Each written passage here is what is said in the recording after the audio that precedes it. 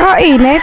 Kahit ganyan ang panahon, kaya ganyan hindi nainitan. Mainit nga. Ay, kita mo? Pagkakainit nga eh. Tayo kaya ay magpunta ng SM. Ay, ikaw may pera kung tayo makapunta ng SM. Ay, hindi naman kailangan ng pera doon sa SM. Tayo naman magpapalamig lamang. Ang iyong ama kaya, sumama kaya yun? Ayawan ko, tatanungin ko. Yakagin natin kung sasama yun. Tatay! Yan. Kayo sasama? Saan ka punta? Ay kami mag-SM ng inay. Ay kami magpapalamig kaya hindi nainitan ng pakaramdam ngayon. Eh, mainit nga eh. Sino tatao dito? Ay nako. Ayun nga laang. Ay magaling pa kayo mausap ko ang nanay Agapita. Kung yan ipapayag na tumao dito at para kayo makakasama namin. Ay, yun. Puntahan mo. Baka mauusap. Tatakay pupuntahan nga para kayo makakasama.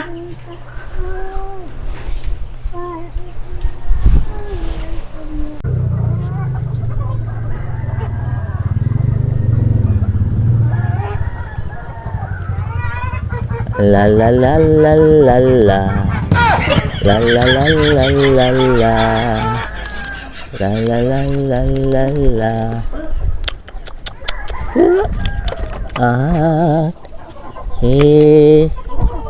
ay pagkakataba mo na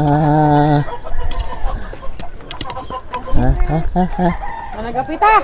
oh Ano yung ginagawa? ay wala ay po makagawa ka na rin pagkakainit na iya Eh kaya may gagawin ngayong araw na ito. eh wala naman eh, kakatamad yung kumilisip kagaling init na init bakit ka? Eh kaya pwede mausap. Saan? Kami lang pupuntahan ng mga inay. Walang tatao sa bahay. Saan naman kayo? Yun laang ho. Sila may pupuntahan nga laang kami. Eh kaya papasalubong mo na ang namin na tinapay pagbalik. Eh para lang may tao sa bahay. Baka ako may mawala. Eh dito na lang kayo sa bahay. Wala naman kayong ginagawa eh. Sige, doon muna ako sa inyo. Oo, tara. Nga, wala naman akong ginagawa, doon muna ako. Tada.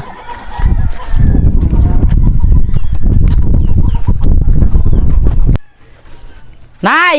Tatay! Nandun na Nanay Agapita. Tana! Ano? Yan, Anagapita, kayo nang bahala din sa bahay. Oo, ay, yung bakal mo tayong pasalubong sa akay. Uhaw! Kami naman na madali lamang. Kayo nang bahala diyan.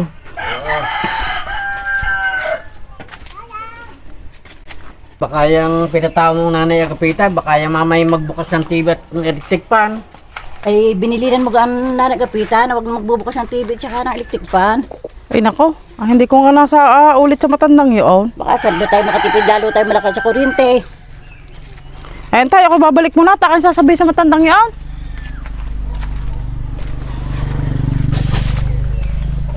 Okay ng ina, ay pagkakain dyan sa bahay tayo ito. Siguro baba pala ang bubong nito, kaya mainit. Kung hindi ako mawiwili sa bahay nito, kakainit. Oh, bagi bumalik.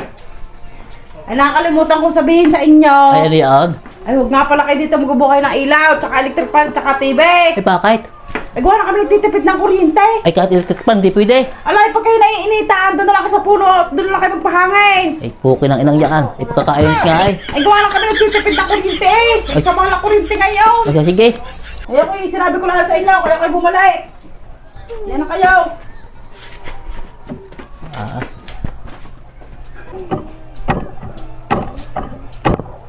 Okay ng inay, pagkakainit. Bago bawal magbuhay electric fan. Ay, di ka kailang init pagkakarne.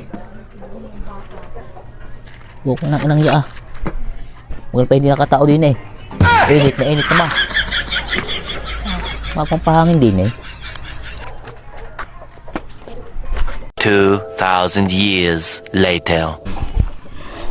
Maganda-ganda inay sa pakiramdam. Tayo nakapagpalamig sa SM. Ngayon nga. Ay, uho. Ay, iba-iba. Oh, di wala din isang manok. Sino yung... Aling kang manok? Ang manok? Aling manok? Yung pula, yung tali diyan. Mapapasuhan kayo, huwag na lang yun. Yan ang sinasabi ko eh. Kaya ako ayaw umalis diyan. Nawawala ang mga manok.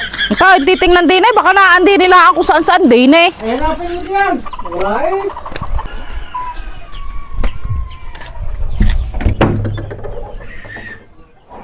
Oo, ay matindi. Kaya pala nawawala ang manok ng tatay. Naya ah. Tatay, naandi din pala yung manok. Ay, aray!